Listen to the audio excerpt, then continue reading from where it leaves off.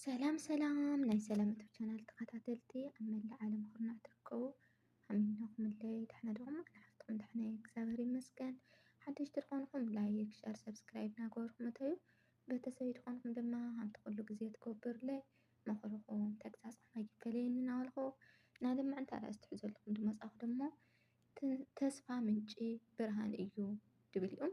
ብዙሕ ትምህርቲ ከም ትወስድላ በዓልቲ ምልክት ተስፋ እየ ተባረስቲ የካፍለኩም።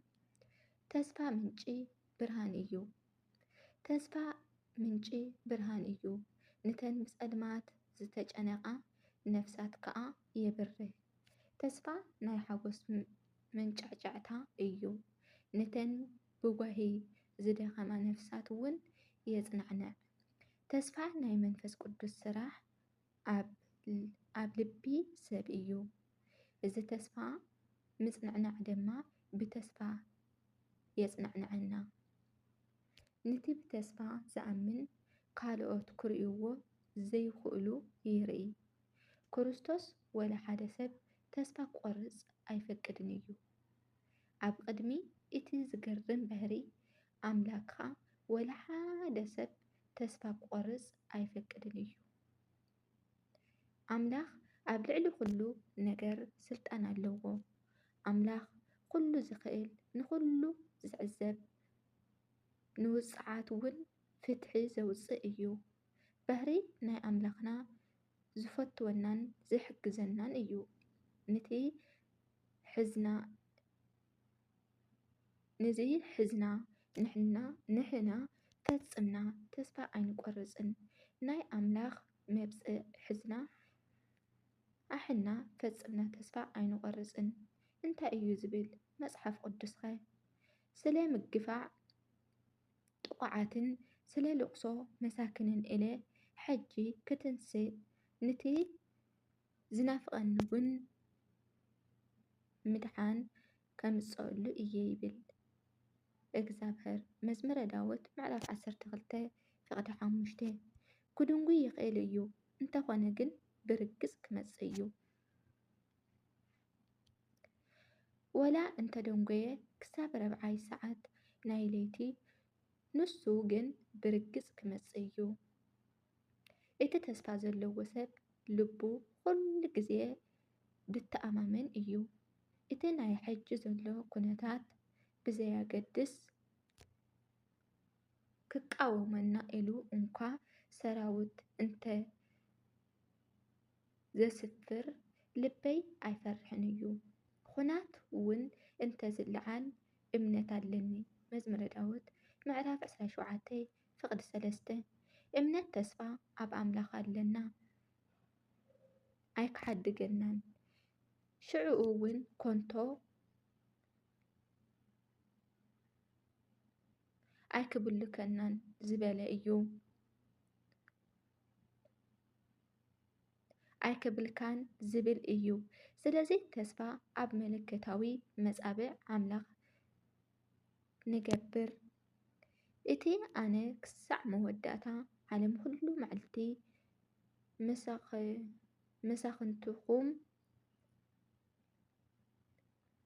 መሳኽንትኹም እየ ዝበለ ማቴዎስ ምዕራፍ 18 ፍቕዲ 19 ቆጽሉ እውን በለ ሰበይቲ ዶ ንፍሪ ኸርሳ ክሳዕ ዘይትርሕርሐሉ ነቲ ዝጠቢ ውልዳ ክትረስዕ ይከኣላ እዩ። ምንም እኳ ንሳተን እንተረስዓ ኣነስ ኣይክርስዐኩምን እየ። መጽሓፈ ኢሳይያስ ምዕራፍ 49 ፍቕዲ 15 ኣምላኽ መባጽዕ ኣትዩ ከምዚ በለ ኩለን ፀጉሪ ርእስኹም እንኳ ቁጽራት እየን። መጽሓፈ ማቴዎስ ምዕራፍ 10 ፍቕዲ 30 ኣምላኽ ኣብ መጻብዑ እሙን ክሳብ ዝኾነ ማንም ሰብ ተስፋ ኣይቆርጽን።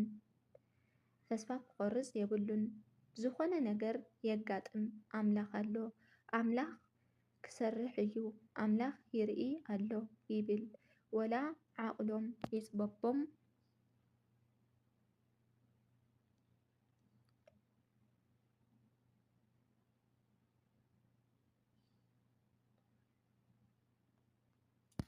ወላ ዓቕሎም ይጽበቦም ብርግጽ ክሓልፍ እዩ ይብል። እዚ ዘሎ ኩነታት ከምዚ ኢሉ ኣይነብርን እዩ። ናይ ግድን እዚ ሽግር ካብ ዕለታ ሓደ መዓልቲ ክሓልፍ እዩ። ውሉድ ኣምላኽ ኩሉ ግዜ ኣብ ተስፋ እዮም ዝነብሩ። ወላ ንተስፋ ዝኸውን ምኽንያታት ኣይሃሉ፣ ንሳቶም ግን ብትዕግስቲ ይጽበዩ። ምኽንያቱ ኣየገድስን እዩ። እዚ ዘሎ ኩነታት ንሕና ኣብ እምነት ኢና ንምርኮስ፣ ብትዕግስቲ ድማ ንጽበ። ገለ ሰባት ኣምላኽካስ እንታይ እዩ ዝብል ዘሎ ይብሉ ደሞ ኣይፈልጠካን። ኣምላኽና ንባሕሪ ጽርግያ ይገብሮ፣ ከምኡ'ውን ካብ ከውሒ ማይ ይፍልፍል። ኦሪት ዘጸአት ምዕራፍ 14:1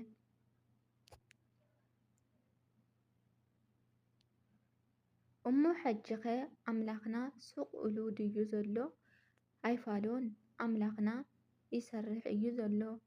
እዋ ከመይ ገይሩ ይሰርሕ ኣሉ። ዓለም ሕማቕ እንዳ ሃለወት እሞ ንሱስ ሕጂ እውን በቲ ፍሉይ መንገዲ እዩ ዝሰርሕ ዘሎ። ጥበብ ኣምላኽ ከኣ ከመይ ገይራ ከም እትውዳእ ክትርኢ ኢኻ። ብድሕሪ እዚ ኩሉ ግዜ ሕጉስ ክትከውን ኢኻ። እቶም ተስፋ ዘለዎም ሰባት ኣብ ሓጎስ እዮም ዝነብሩ። መጽሓፍ እንታይ ይብል?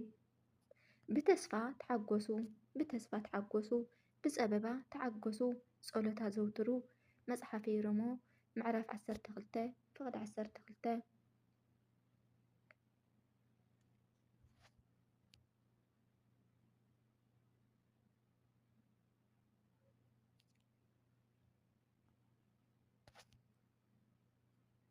ብሓጎስ ተስፋ ግበሩ ንበሩ። ተስፋ ዘቑርጽ ሰብ ከምዚ ይብል ተስፋ ዝቆርጽ ሰብ ከምዚ ይብል እናነበዐን እናጐዘመን ብስቃይ እንተመትኩ ይሐይሽ ኣገልግሎት እንተገደፍክዎ ይሐይሽ ንኃጢአት እደይ እንተሃብኩ ንኃጢአት እደይ እንተሃብኩ ይሐይሽ። ኩሉ ነገር ትርጉም የብሉን። ኣነ ወድቀ እየ፣ ኣነ ጥፉእ እየ፣ ኣነ ወላ ሓንቲ ጥቕሚ የብለይን፣ ኣነ ንኩሉ ነገር ክስርዮ እየ እምበር ኣረ እዚ እዩ ተስፋ ምቑራጽ፣ ተስፋ ዘይምህላው ማለት እዩ። መጽሓፍ ቅዱስ ግን ብኣንጻሩ ከምዚ ይብል፣ እቶም እግዚኣብሔር ዝጽበይዎ ግና ሓይሎም ይሕደስ፣ ከም ንስር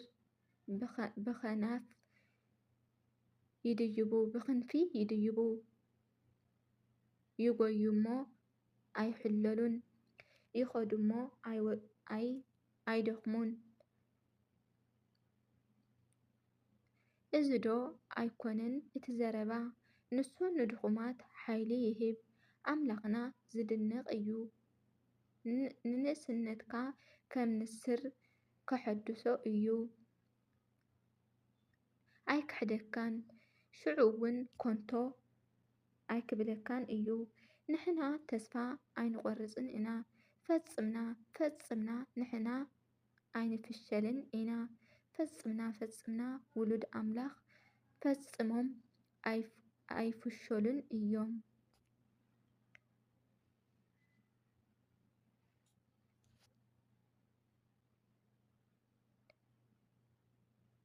ወላ ደገኦም ብቲ መንከራን ሽግርን እንተተባላሸወ ውሽጦም ግን ካብ መዓልቲ ናብ መዓልቲ ይሕደሱ።